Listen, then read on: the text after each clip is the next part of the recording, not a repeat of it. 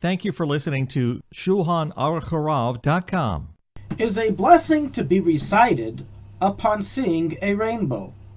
So who has not marveled over the beautiful natural phenomena of the exquisite colors of a rainbow being seen in the reflection of the rain and the sun, working together to form a most magnificent bouquet of colors, of red, yellow, green, blue, purple.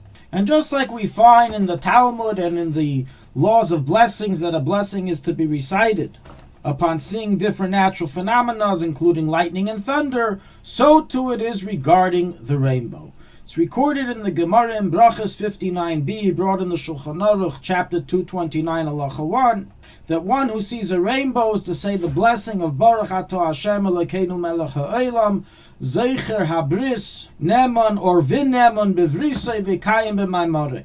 Blessed are you, Hashem, the King of the world, who remembers the covenant and is trustworthy to keep it and to keep his word.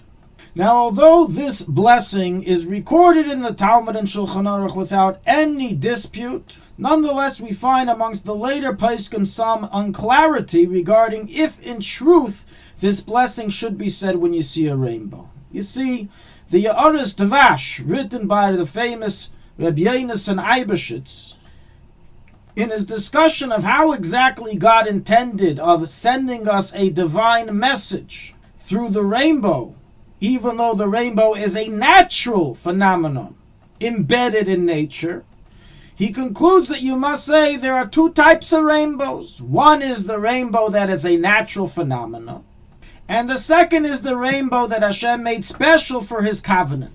And based on this, writes the Yaros Dvash, of course we all agree you're supposed to say a bracha when you see a rainbow, but what type of rainbow? The rainbow of the covenant. However, these regular rainbows that we see by rain, maybe that's not the one. And since we don't know the difference, therefore perhaps the blessing should not be said with Hashem's name, and one should say simply Baruch Zeicher Habris Nem Bevrisei Kaim B'Maimore without saying Hashem Atah Hashem Elokeinu Melech HaOlam. This is the claim of the Rav Yonasan Eibeshitz. Interestingly, we find the Alter Rebbe in his Seder and Luach Birchas Hanenin completely omitted the laws of saying a blessing on a rainbow, which could be used as weight towards the ruling of the Yaros Dvash, saying, you see, the Alter Rebbe must have agreed with him, and therefore did not record it. However, the later poskim who record this ruling, the Yaros Dvash, practically negate it completely. For two reasons. Number one, how could all the previous poskim be so irresponsible in writing a ruling that's impractical if we can't really tell the difference of what type of rainbow needs a bracha? Second of all, the custom of all Israel throughout the generations was to say a blessing on the rainbow seen as a result of rain. So the words of the Yaros Dvash do not carry enough weight to negate Stimas HaPoskim and the Minhag Yisrael. So concludes the Ben Ish Chai in Parshas Eikev 17, and so writes the Kaf HaChaim and other Poskei Dereinu, and so was Halacha L'Maaseh, that a blessing may be recited with Hashem's name, and so is likewise the Chabad custom, that when you see a rainbow you say a bracha with Hashem's name, as recorded in Hayom Yom of the 29th of Tishrei, and likewise brought in Nigros Kodesh, volume 16, page 328 of a letter of the Rebbe, that so is the directive of the Rebbe Rayatz. Nonetheless, as the Ben Ish Chai concludes, those who are afraid and don't want to say the bracha with Hashem's name and rather just say the name of Hashem in their heart are not to be protested due to the claim of Rav Yonasan Eibeshitz. A few questions that we will now deal with regarding the blessing. How much of the rainbow must one see in order to say the bracha? So the Mishnah Berurah in Bir Halacha chapter 229 actually did this matter in question, saying maybe you need to see the entire arc of the rainbow, the half circle, and not just a little part of it. Over practically, once again, from the non-disclosure of the poskim in this matter implies that even if you see only part of the rainbow, the blessing is to be recited. Over some poskim of today say that one shouldn't say it unless one sees the entire arc due to Safek Brachas Lahakel. Regarding the nusach of the blessing, we have a machlekes in poskim if Neman Bevrisei is said without a vav or with a vav. And practically, the more widespread custom is to say it with a vav, Vin Neman Bevrisei. And so is printed in many Sidurim. One is not required to stand while saying this bracha upon seeing the rainbow, although nonetheless many are accustomed to do so, as is always the custom by blessings of praise to Hashem that we stand.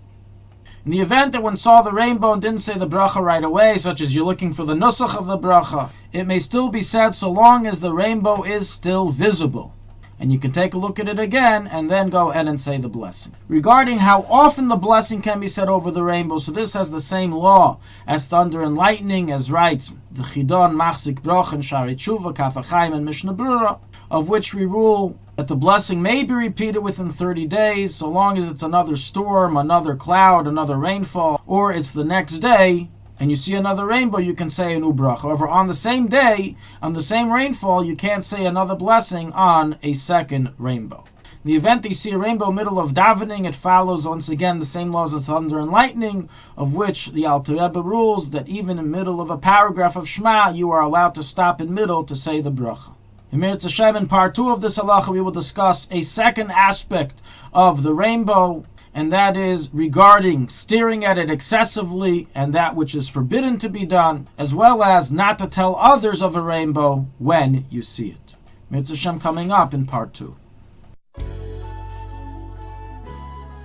Thank you for listening to Shulchanaruchharav.com. Our free services of making Torah knowledge available to the public depends on donors like you. Please help us continue our work through making even a small contribution at Shulchanaruchharav.com under the Daily Halacha Dedication section or in the subscription page. Also, check out our online courses and many sefarim available for purchase that will both enhance your Torah knowledge and help support our work.